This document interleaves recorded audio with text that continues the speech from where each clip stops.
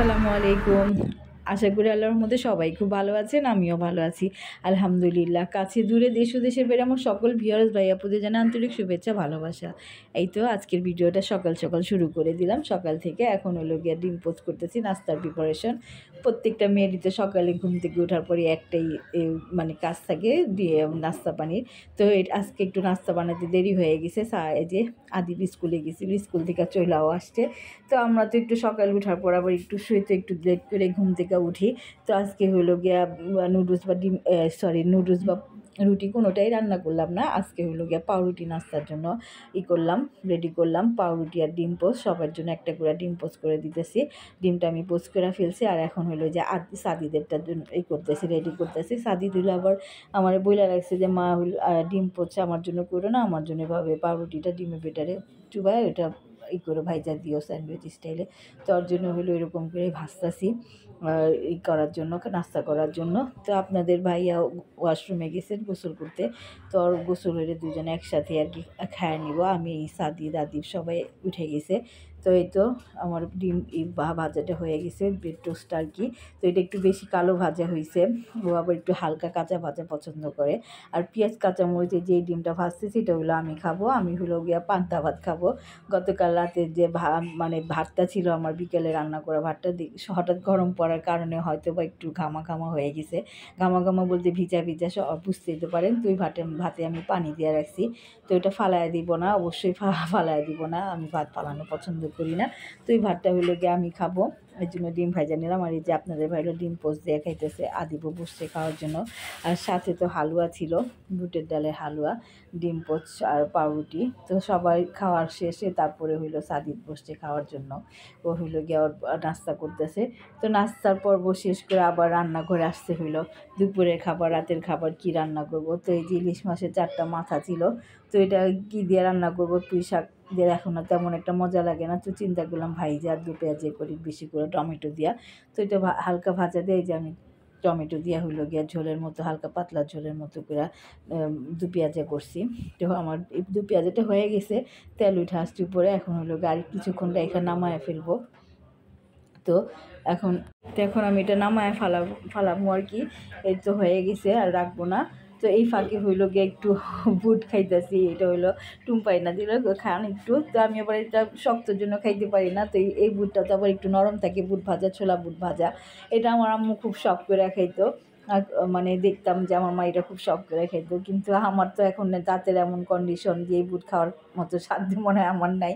অনেকে শুনলে হাসতেও পারেন, হাসির কিছু নাই, সরি। তো এই তো আমি বাইচা হলো ফুটা বুটগুলি খাইতেছি। আর এই যে গুঁড়া চিংড়ি মাছ ভিজায় রাখছি, আজকে কী রান্না করবো সেটা একটু শেয়ার করি। গুঁড়া চিংড়ি দিয়ে লাল শাক। আর এই যে আপনাদের ভাইয়ার জন্য হইলো গিয়া শিং মাছ রান্না করব। সে হইলো গিয়া মাছের মাথা নাও খাইতে পারে, কারণ তার তো একটা পছন্দ না, কাটা আবার খাইতেও পারে। তো গুঁড়া চিংড়ি আর লাল শাক রান্না করব। লাল শাকটা আমি বাইচা রাখছি, এখন ধুয়া নেব, ধুয়া তারপরে কাইটা তারপরে হলো রান্না করব। আর এই ফাঁকে আমি হলাম গিয়া ইটা চড়াইয়া দিছি, কী বলে গুঁড়া চিংড়ির তরকারিটা বসায় দিছি।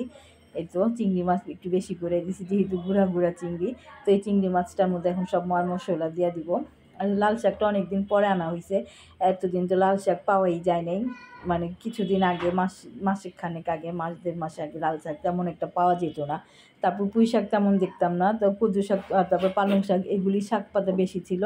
তো এই তো আমি এখন এই যে আজকে লাল শাকটা আনাইছি। আজকে আবার দেখলাম লাল শাকের দামটাও খুব কমছে। এতদিন তো এক কাটি 20-25 টাকা নিত আমাদের এখানে। তো আজকে হইলো গিয়ে 2-8টি নিয়ে আসছে। ভাবিকে বলছিলাম ফোন দিয়া যে তরকারির দোকান থেকে আমার জন্য তরকারি নিয়ে আইসেন। তো ভাবি আবার 2-8টি 20 টাকা দিয়ে নিয়ে আসছে। তো আমি এটার মধ্যে সব বেসিক মশলা দেওয়া হইলো, মশলাটা কষায় নিছি, হলুদের গুঁড়া, মরিচের গুঁড়া, একটু আদা রসুনও দিছি। আমি তো সব তরকারিতে একটু একটু আদা রসুন খাই, দেখেনি। তো এই যে ওইটা কষানোর পরে এখন হলো শাকটা, কাটা শাকটা আমি ভালোভাবে মানে ধুয়া কাইটা নিছি। তারপর এখন এই যে দিয়ে দিলাম। আর এই যে প্রায় হয়ে গেছে বলতে কি হয়েই গেছে। এখন নামায় ফেলবো, একটু আর কি ভাজা করলাম। তারপর একটু পানি মনে হয় রয়ে গেছিলো, পরে প্রথমে তো মানে পাতিলে বোঝা যায় না, কিন্তু পরে যখন বাটির মধ্যে ঢাললাম তখন দেখলাম যে না পানি একটু আছে, আর একটু শুকাইলে ভালো লাগতো আর কি, আমার কাছে মনে হলো। তো এই তো আমার লাল শাকও রান্না হয়ে গেছে, ইলিশ মাছের মাথাও রান্না হয়ে গেছে। এখন হলো আপনাদের ভাইয়ের জন্য শিং মাছটা রান্না করে আনি, সেগুলো আলু দিয়া খাবে বইলা গেছে। তারে জিজ্ঞেস করছিলাম কীভাবে রান্না করব, তো সে বললো আলু দিয়া টমেটো দিয়া ঝোল করো। তো তার জন্য হইলো আলু টমেটো দিয়ে ঝোলই রান্না করলাম, কিন্তু ধনা পাতা দিব না, একটু জিরা ফাঁকি দিয়ে দিব। এটা জিরা ফাঁকি দিয়ে খাইলে আর কি ভালো লাগবে, ঘ্রাণ লাগবে। তো আমার কাছে মনে হয় মাছের এই তরকারিটা মজা হইব, ঝোলের ঘ্রাণেই বোঝা যায়, কারণ এই মাছটা আবার আমি খাই না, আমার হাজব্যান্ড আমার দুই ছেলে ওরা খায়। আমার কাছে শিং মাছটা খাইতে ভালো না, আগে খাইতাম আমি, ভালো লাগে না নাকি, আগে আমি শিং মাছ খাইতাম, কিন্তু একবার শিং মাছে আমি কাটা খাইছিলাম, কিন্তু কাটার মধ্যে এত ব্যথা, এরপর থেকে আমি আর খাই না, ভয়ে মনে হয় কি কাটার মতো বিষ মনে মাছেও আছে। তো আমার মাছের রান্না বান্না সব শেষ হয়ে গেছে, মাছের তরকারি, তারপরে ইলিশ মাছের মাথার তরকারি হয়ে যাওয়ার পর খাবার আর দেখাই নাই, কারণ এক এক সময় এক একজন আসে, আমি সেই সময়টা নামাজ কোরআন পড়ি। তো এক একজন এক এক সময় আসলে এক একজনের এক এক সময় দিতে হয়, যেমন আদিব এক সময় খায়, সাদিদ এক সময় খায়, ও অবশ্য বাহিরে থাকে, তো আমি খাই ওদের পরে, বা দেখা যায় অনেক সময় একসাথেও খায়নি, এই কারণে ভিডিও করতে পারি না, কারণ আমি একাই করি ভিডিও, যা করার আমি একাই করি, কেউ তারা আমার সাথে থাকে না, করে না। তো আমি যতটুকু সময় পাই, যেটুকু আর কি আমার হয় মনে থাকে, ওটুকু আমি করার চেষ্টা করি। তো এই যে এখানে হইলো গিয়া আদিব আর ফারিয়া পটেটোই ভাজলো, ফ্রেঞ্চ ফ্রাই মতো করে ওইটা ভাজলো। তো ওইটা আবার আদি ভিডিও করছে, ওরা দুইজনই করছে। আমি তখন হইলো গিয়া নামাজি ছিলাম, দেখলাম ওরা দুইজনই সন্ধ্যা পরে এগুলি ভাজতেছে। তো এই যে নাস্তা নিয়ে আসছে সাদিদ, প্রতিদিনই তো নাস্তা কিছু না কিছু খাই বাহির থেকেই। তো আজকে হলো গিয়া জিজ্ঞেস করার পর বললাম যে চিতুয়া পিঠা নিয়ে এসো, ভর্তা দিয়ে খাবো, একটু ঠান্ডা ঠান্ডা এখনও আছে, তো ভালোই লাগবে। তার উপর দেখলাম আকাশটা একটু ঝুরুম ঝুরুম করে ডাক দিল, আবার একটু বৃষ্টিও পড়লো দেখলাম। কার কার ওইখানে বৃষ্টি পড়ছে কমেন্টসে জানায়েন, আমাদের এখানে তো কয়েক পশলা বৃষ্টি ভালোই পড়লো, ভালোই লাগলো। বৃষ্টির একটা মাটির যে ঘ্রাণ, সুঘ্রাণ, মাটির একটা ঘ্রাণ কিন্তু অনেক দিন পর বৃষ্টি হওয়ার পরে পাওয়া যায়।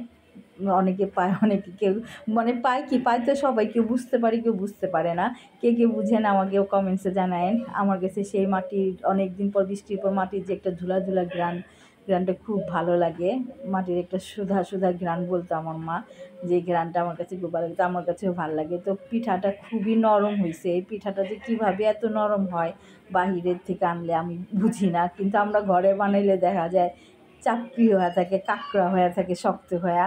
আর ঘরের পিঠা এমন নরমই হয় না, ঝাঁঝরা হয় ঠিকই কিন্তু নরম হয় না। ওরা যেন কী একটা মেশায় বাহিরে, আমি এটা বলতে পারি না, কিন্তু মনে হয় দেখি যে মিক্স করে সাদা দবদবা। তো ওদের পিঠাটা এই কারণে হয়তো এত তুলতুলা হয়। তো পিঠাগুলি দেখেন ইয়ের থেকে গরম গরম পিঠা, তো কাগজ জ্বলাই যেতেছে, এত মানে নরম হয়েছে, আর গরম ছিল দেখা। তো এটাই যে এখন বাইক করে সবাই হলো গিয়ে খাইতেছি, আমি হইলাম একটু ঝোল নিয়ে খাইলাম, শুধু ভর্তা দিয়ে ভালো লাগে না, একটু ঝোলও খাইলাম।